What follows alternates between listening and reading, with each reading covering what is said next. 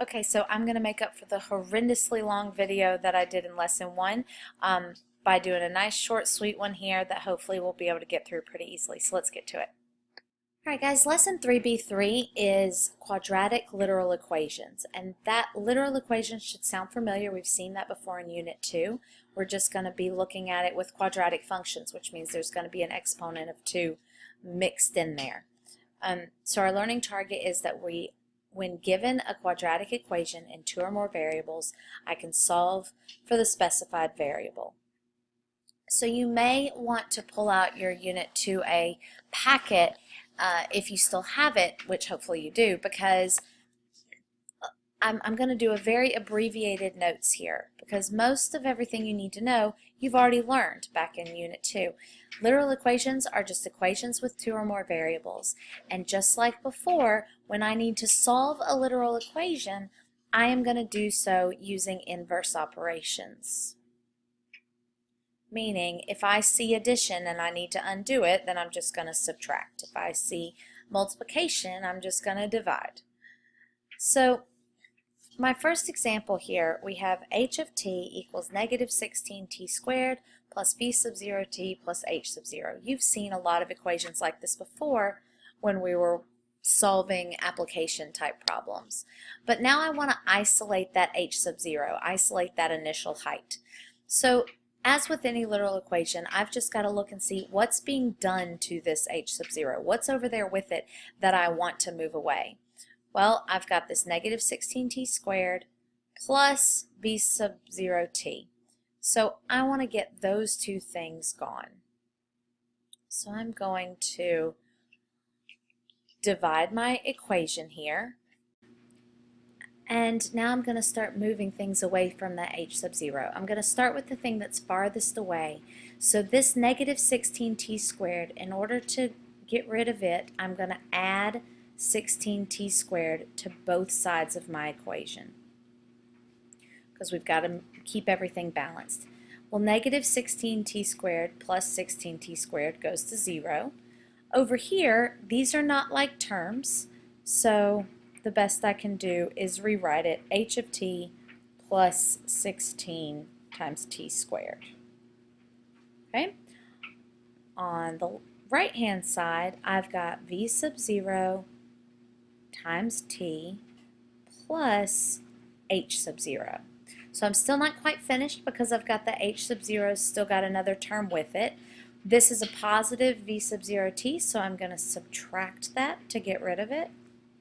And I'm subtracting it from both sides. That goes to 0 and leaves me with just my h sub 0. And over here, I have h of t plus 16t squared minus v sub 0t. So that's my final answer. All right, I'm going to do one that's a little bit more complicated because that, honestly, is pretty much no different from a linear quadratic, or sorry, a linear literal equation. This one's going to work a little bit differently though. So let's go ahead and try another one.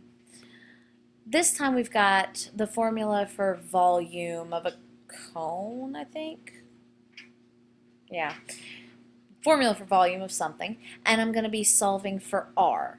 R is stuck there in the middle. And we've got to try and get r all by itself. So the first thing I know you guys are going to ask me about is that 1/3.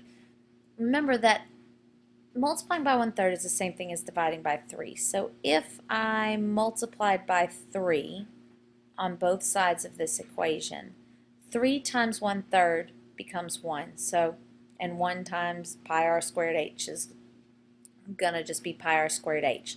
So that means I've got 3v equals pi r squared times h. Okay, now the only thing that's being done to this r squared is it's being multiplied by pi and multiplied by h. So that means I can divide by pi and divide by h. But I'm going to do the same thing on the other side. Divide by pi and h. Pi and pi go to 1. H and h go to 1. So now I've got 3v over pi times the height. Now, in the linear equation, lesson, we would have been done at this point. But here's the problem. R is not quite by itself yet. I've got this exponent of 2 here that I need to get rid of as well.